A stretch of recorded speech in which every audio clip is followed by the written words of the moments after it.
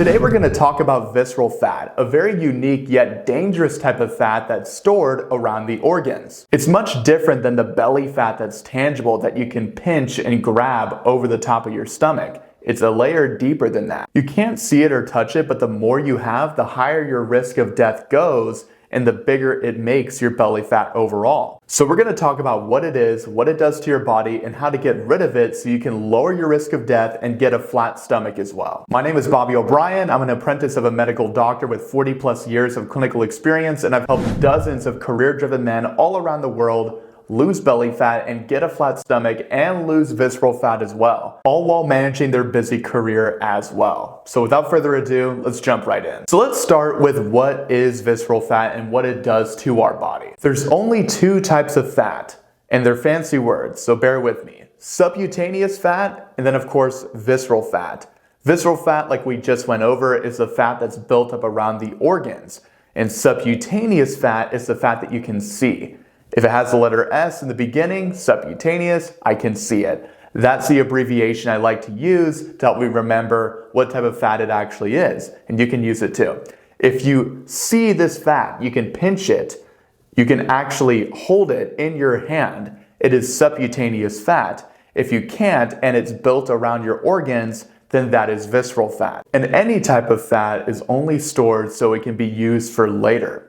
And you want to think about your fat cells, where this fat is actually stored, as storage units. And it starts around the skin. So when your body starts to store body fat, when it first starts to put it away, it will start to store it around your skin, around the subcutaneous region, where you can actually pinch it and grab it. But when those fat cells start to get overflown with so much fuel to where it can't take on anymore, it starts to become resistant to it. And that's what actually leads to a phenomenon known as insulin resistance. So the only reason why you end up storing body fat is because you're spiking insulin. When insulin is high, you store fat. When it's low, you don't.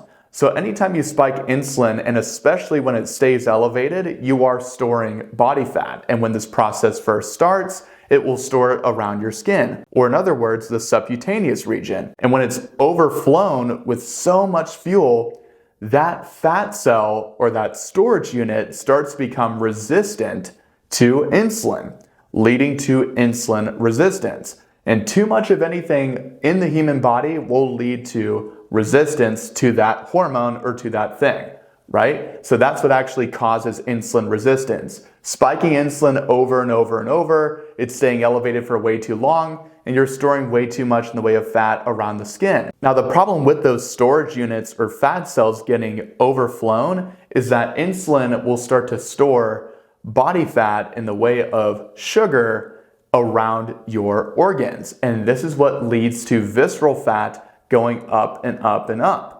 So the more visceral fat you have, the more likely you are to be what's called insulin resistant. And insulin resistance is the foundation for so many common non-communicable diseases, diseases that cannot be passed around like a flu, heart disease, type 2 diabetes, and even Alzheimer's disease. So that's why when you have more in the way of visceral fat, you are putting yourself at a higher risk of death. So you want to keep it as low as you possibly can, because it's also a sign that you're storing too much body fat around your skin. So how do we get rid of it? How do we lose our visceral fat so we can lower our risk of death and lose body fat around the rest of our body too? So the body can only use two fuel sources, sugar or fat. That's it. It can't use anything else as a fuel source. Your body ends up using glucose or sugar for fuel, or it ends up using fat for fuel. And that fat can either be the fat that you consume from your diet or the fat that you consume from your organs or around your skin, your own body fat. And that's what we want to accomplish. We want to get into fat burning mode, burn our own body fat for fuel, so that way we can lower our visceral fat. And what's really cool to know about this is that when you are in that state where you start burning your own body fat for fuel, your body will attack the fat that will put you at the highest risk of death, because your body is always trying to meet a state of balance. So the moment you start burning fat for fuel, your body will attack the visceral fat first for that reason. So the first actionable step that you can take to get into this fat burning mode is to eat more in the way of fat in your diet, which I know sounds counterintuitive and maybe even flat out wrong. But if we bring back what we were talking about earlier with insulin, when there is no sugar coming into the body and it's pure fat, insulin doesn't go up at all. We don't see any sort of response from the hormone that stores fat when we eat fat. So even if I were to eat an entire stick of butter, for example, which no one's gonna do, but if for the sake of the example, insulin does not go up at all. It stays right at 0. So your likelihood of storing body fat when eating a whole stick of butter would be 0%. Now, instead of just eating a whole stick of butter, you want to eat full-fat dairy. Instead of getting the low-fat cheese, get the full-fat provolone, the full-fat Swiss, full-fat whole milk.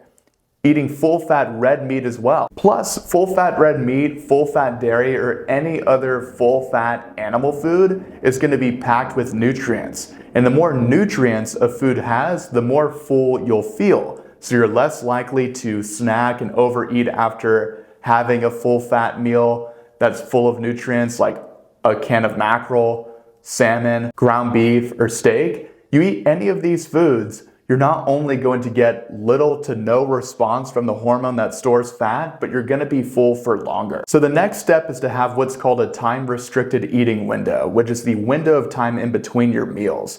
And you really want to do this at night. A lot of people have a really big dinner right before they go to sleep, and they don't understand this one simple principle.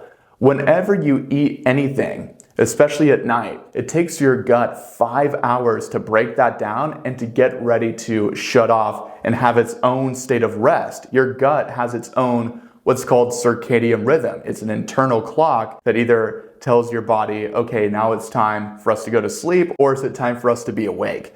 Each organ system and each organ has its own internal clock, including your gut. And your gut does not kickstart its own state of rest until 5 hours after your last bite of food. So if your last bite of food was at 7 p.m., your gut is not starting its sleep cycle or shutting off until midnight. If you have to wake up at 5 in the morning, your gut is only getting 5 hours of sleep. And if you're just eating as soon as you wake up in the morning, that window of time in between your meals is not near as long as it should be. It's less than 12 hours.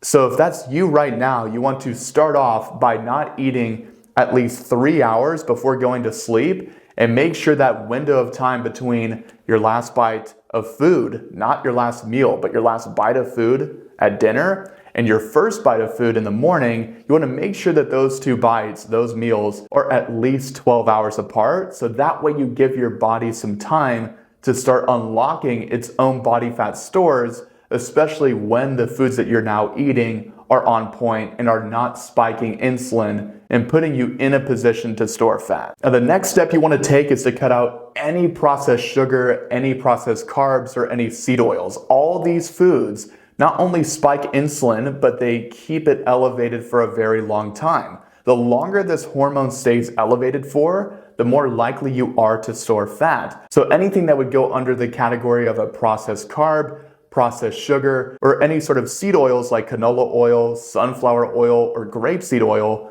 all these foods are going to be fattening, putting you in a position to store fat and gain more visceral fat. So to stack all the odds in your favor, you want to cut out all those foods and replace them with what we just discussed earlier, full-fat animal foods. And for the carbs, you want to make sure that they're only coming from a natural source as well. Berries, oranges, kiwis for the fruits. More in the way of vegetables as well is perfectly fine. Asparagus, cruciferous vegetables like broccoli. All these carbs are going to be far better than eating anything that's processed or has a paragraph of ingredients that would be spiking insulin and causing you to store more of this visceral fat. So the fourth and final takeaway is to do more in the way of weight training. The more you boost your muscle mass, the more you boost your metabolism. And of course, the more you boost your metabolism, the more likely you are to burn the fuel that comes in more effectively. If you start to burn that fuel more effectively, then you can start to burn your own body fat, in particular, your visceral fat, more effectively. So to accomplish this, you want to make sure that weight training is the main focus of your routine. Doing a push-pull leg split, a bro split where you're targeting chest and shoulders, back, legs, and biceps and triceps. You just want to pick a split where you target each muscle group each week in a way that works for your busy schedule, and you have a compound lift, a lift in which you target multiple muscle groups at one time in the beginning of each workout. So for a pull day, for example, that compound lift would be a barbell bent over row. You're contracting and targeting multiple muscle groups at one time when performing that lift. And then if we want to use an example for the legs, doing a goblet squat, holding a dumbbell out in front of your chest and then squatting, that is not only going to work your legs, but it's also going to work your shoulders because you're holding the dumbbell up, and many other muscle groups too. So you can kill more than just two birds with one stone. I've worked with dozens of career-driven men all around the world, and I've helped them lose their visceral fat and lose their belly fat, and they took action on all 4 of these steps right here. So all these pictures that you see here of these guys that have lost their belly fat and have completely changed their bodies and their health too, they took action on each one of these steps. So just to recap it, step number 1 is to eat more in the way of fat. So that way you get no response from the hormone that stores fat to begin with, which is insulin. The second is to have a time-restricted eating window, making sure the window of time in between your meals is long enough and you're not eating 3 hours before going to sleep. Number 3 is to cut out any processed carbs, processed sugars, or seed oils, or anything else that has a paragraph of fake ingredients that you cannot pronounce. And the 4th and final takeaway is to do more in the way of weight training, making that the main focus of your routine so that you can boost your muscle mass, boost your metabolism, and burn more in the way of fuel effectively and end up burning that visceral fat as well. If you do all 4 of those things, you will certainly stack the odds in your favor to not lose all the visceral fat around your organs, but to get a flat stomach and lose the rest of your belly fat as well, just like with all the guys that you see that I've worked with one-on-one right here. If you'd like to learn more about how I can help you lose the belly fat and get a flat stomach while managing your busy schedule, all my links are going to be down in the video description, a form to fill out to work with me one-on-one, a playlist of all the guys that I've helped, as well as a transformation overview going over the results I've helped these men see in more detail. But other than that, that is it for this video. Feel free to leave a like, comment, and subscribe. Follow me on Instagram at itsbobbyobrien, and I will see you guys in the next video.